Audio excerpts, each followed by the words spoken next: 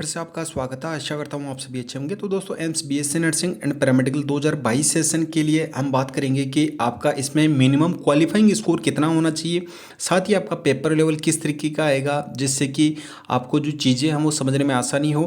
क्योंकि काफ़ी सारे बच्चों को ये डाउट था और आपने इंस्टाग्राम या टेलीग्राम पर मैसेज किया कि सर हमें कितना स्कोर करना रहेगा और हमारा जो पेपर लेवल है वो किस तरीके का आएगा।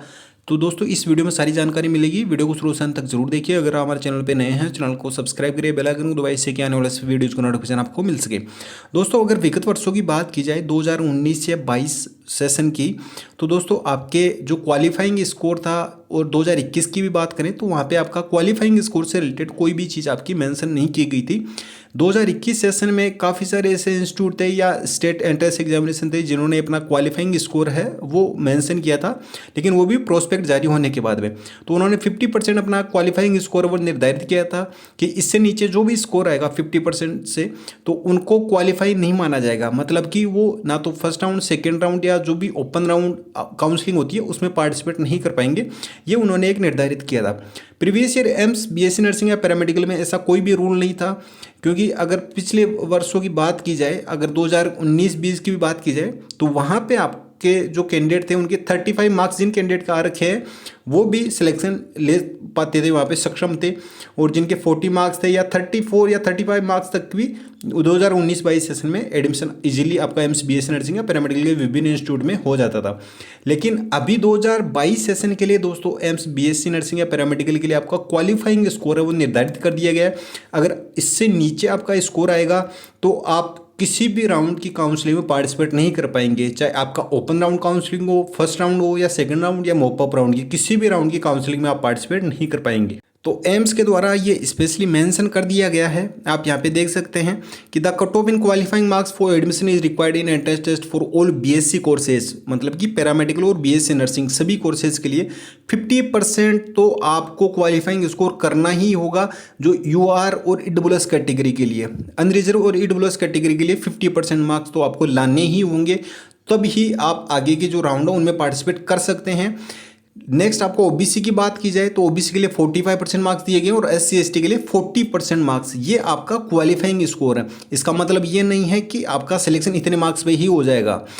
अब दोस्तों यहाँ पे अगर बात की जाए, ये तो आपको करना ही होगा। अगर इससे नीचे आप स्कोर लेके आते हैं तो आप किसी भी राउंड में पार्टिसिपेट नहीं कर पाएंगे। किसी भी राउंड में होता क्या था विगत वर्षों में कि आप कितना भी स्कोर लेके आए, आप अगर फर्स्ट राउंड या सेकेंड राउंड काउंसलिंग में वो कैंडिडेट पार्टिसिपेट कर पाते थे जिनका मेरिट लिस्ट में नाम था। जो 4 गुना स्टूडेंट को बुलाया जाता था, तो उस मेरिट लिस्ट में नाम जिनका होता था वो फर्स्ट राउंड सेकेंड राउंड में पार्टिसिपेट कर सकते थे। लेकिन जो ओपन राउंड काउंसलिंग होती थी उसमें कोई भी कैंडिडेट है वो पार्टिसिपेट कर पाता था, चाहे जिसके 10 मार्क्स हो, 15 मार्क्स हो, लेकिन सिलेक्शन तो नहीं होता था, वो पार्टिसिपेट कर पाते थे।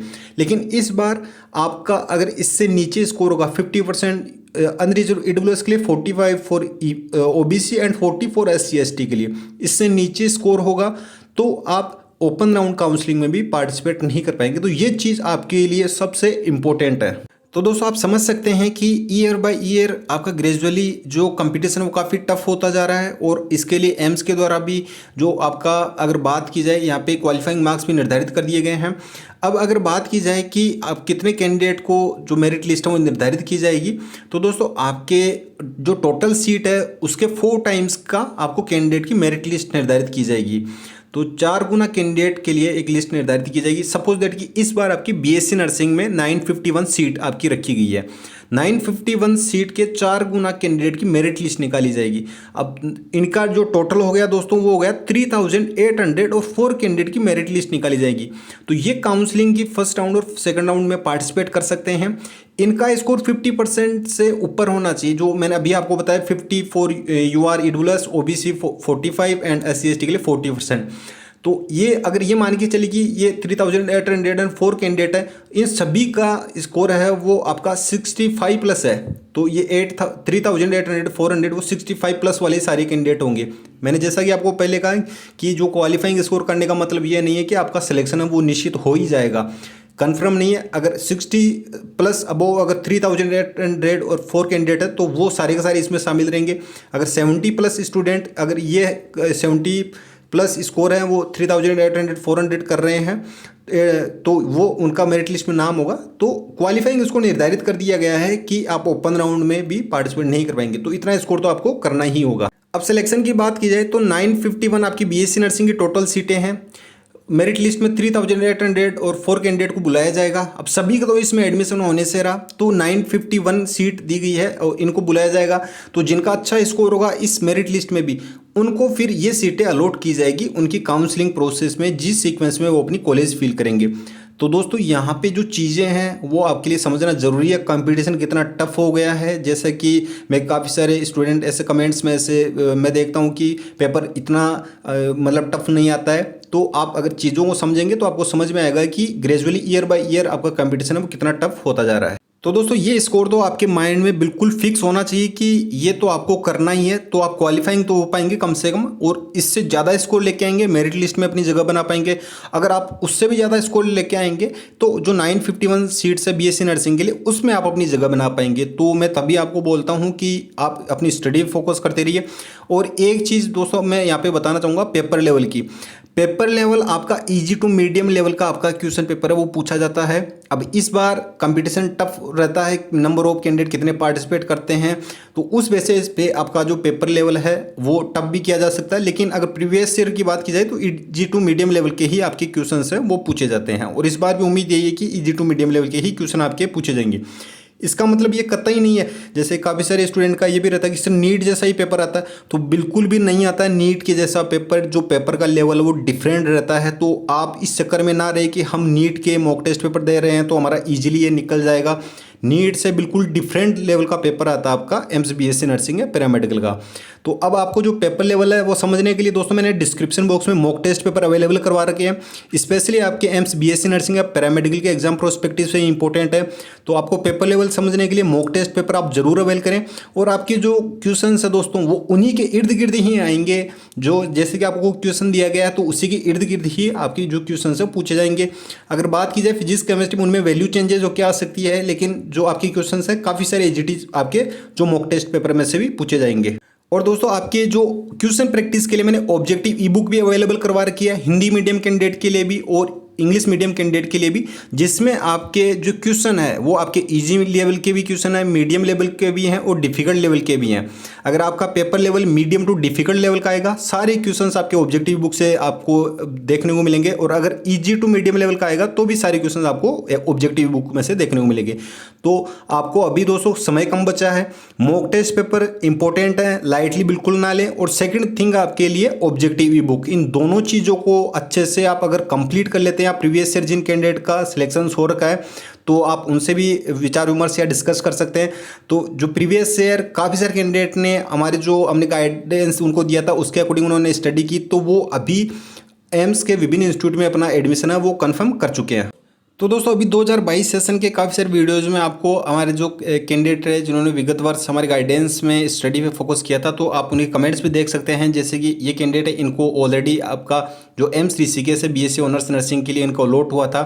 तो आप भी इस तरीके से जो हमारे द्वारा गाइडेंस दी जा रही है उसका प्रॉपर फॉलो कीजिए, तो आप भी 100% अपना सिलेक्शन है वो एम्स बीएससी नर्सिंग या पैरामेडिकल के लिए अपना सुनिश्चित कर लेंगे। अब दोस्तों mock test paper, objective e book सभी के लिंक्स डिस्क्रिप्शन बॉक्स में प्रोवाइड करवा रखे हैं। इंग्लिश मीडियम कैंडिडेट के लिए आपका 10 set mock test paper available करवा रखे हैं, तो ये एम्स बीएससी नर्सिंग और पैरामेडिकल के लिए काफ़ी इंपॉर्टेंट है। इसी तरीके से जो 5 सेट पेपर हैं वो हिंदी मीडियम कैंडिडेट के लिए भी अवेलेबल करवा रखे हैं। डिस्क्रिप्शन बॉक्स में आपको लिंक दे रखा। अवेल किस तरीके से करें, बाय नाउ पे सिंपली क्लिक करना है। जैसे ही बाय नाउ पे क्लिक करेंगे तो इस तरीके से इंटरफेस देखने को मिलेगा। इसमें अपना नाम फिल करना है, अपनी एक्टिव मेल आईडी, अपनी कॉन्टैक्ट डिटेल्स फिल करनी है और फिर नेक्स्ट पे क्लिक करना है। जैसे नेक्स्ट पे क्लिक करेंगे पेमेंट के लिए पूछा जाएगा, फोन पे, Paytm, debit card, credit card, net banking, जो भी मोड हो उससे पेमेंट कर सकते हैं। पेमेंट कन्फर्मेशन के बाद में डाउनलोड फाइल का ऑप्शन आएगा, वहाँ से आप अपनी फाइल डाउनलोड कर सकते हैं और उस फाइल में आपको सारे के सारे मॉक टेस्ट पेपर के लिंक दिए गए हैं। आपको जो भी मॉक टेस्ट पेपर देना हो उसके लिंक को आपको कॉपी करना है और आपका जो ब्राउजर है उसमें आपको पेस्ट कर देना है।